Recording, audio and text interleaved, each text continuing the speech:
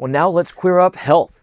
California Governor Newsom vetoes 3 bills aimed at protecting LGBTQ+ health.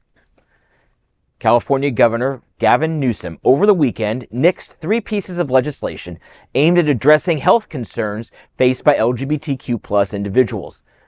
It brings the number of related bills he's vetoed this legislative session to 4. One of the veto bills would have provided protections for California workers who need time off to care for their biological or chosen family members.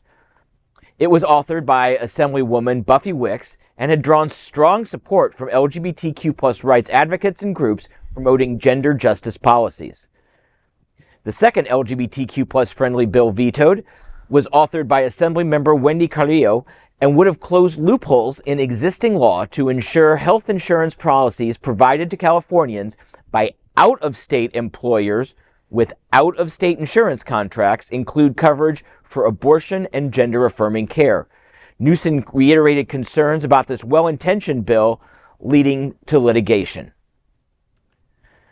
The third bill would have closed loopholes and strengthened protections in existing law to ensure California health insurers continue to provide free and complete coverage for preventive services like PrEP and effective medicine for ensuring people remain HIV-negative and testing for sexually transmitted infections.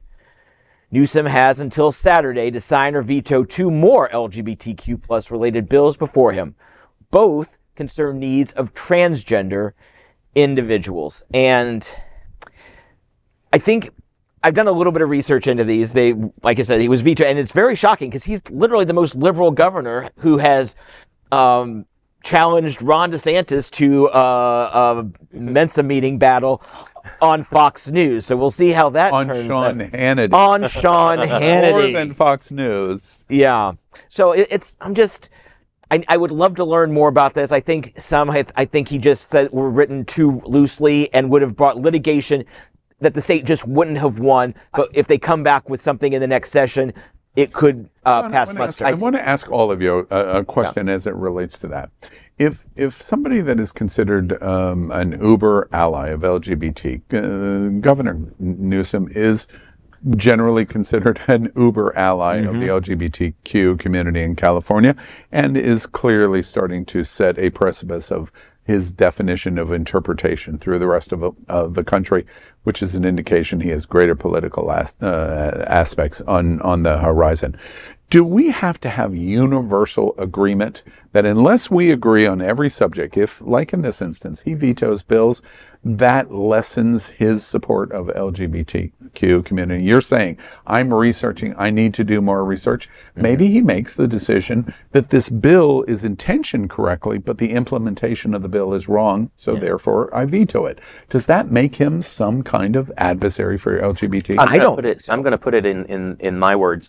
When you submit a paper to me for grading, and I give it back to you and say you can do better, it's not because I'm not supporting you. It's because I'm challenging you to reach your potential and to do it the best way possible. Yeah. And I think in a lot of ways his vetoes, and I'm not sure about all of them, but in a lot of ways his vetoes were like, you can do better. I need language that's not going to get challenged in the courts. I mean, there has to be some degree of trust that we have to have in our respective politicians or leaders, especially for this governor. You know, I'm hopeful that, you know, we can actually continue to support him because he has been such a strong ally for the community. Yeah, I think that it will make it harder for him to go to the HRC national dinner and make his case. He's going to have to answer for this because let's face it, we know he's going to run in the 28 cycle. I mean, it's just, he'll be done with governing by then. And that's just what's going to happen. He started LGBT marriage equality in San Francisco when he was mayor there. He just did it. All the marriages were overturned, but he said, this is the right thing to do. We're going to do it. On the day that California's marriage ban, Proposition 8, Prop 8, was overturned by the courts, Kamala Harris was the attorney general, and she was on the phone saying, start marrying these people, and she did some marriages that day. We've got 2 great allies that are going to be on our side in 2028. So if they want to go at each other, and she wants to come after him and say, you can do better, you can be gayer, and, you know, if they want to charge up that, we're all going to benefit because of it. You know, one last thought. to my question about do you have to be absolutist, and yes, he's going to go to the HRC, and I think he can stand in front of those 2,000 people at the national dinner and say, this is exactly what you want me to do. Mm-hmm.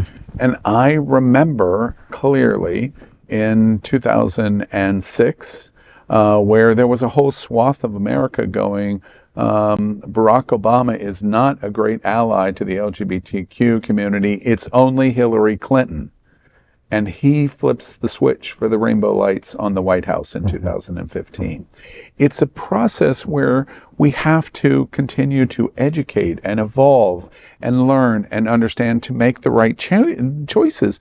Your illustration of the paper writing in your classes at your university is, it seems to me, a perfect example of what we should expect of our leaders, not absolutists to agree with us. And the other thing that I think is particularly important to this story is how uneducated we are and seem to become more and more uneducated. We read a headline in social media and think we know everything about the story. The veto is. Wait, that's only the first seconds of the story. Please read more. Please understand more. And if we don't, we come to wrong conclusions. And if we said in 2006, Barack Obama is rejected because of the ridiculous headlines that we were reading, and we became absolutist over it, we don't get a Barack Obama. And that's what we're doing. And the LGBTQ community, I just think we should hold ourselves to a different standard. We commit to being educated, to be well-read, and to understand what the issues are going on, to not be as uneducated of our criticism of what we watch in libs of TikTok, for example. We hold ourselves to a better standard. One final point from me. Legislation is done through process, and process takes time. And so the process of vetoing very well might be a political process that he's just enacting. Not that he's not going to get it back, not that they're not going to overturn his veto, but it's a stall tactic as well. Yeah, could be.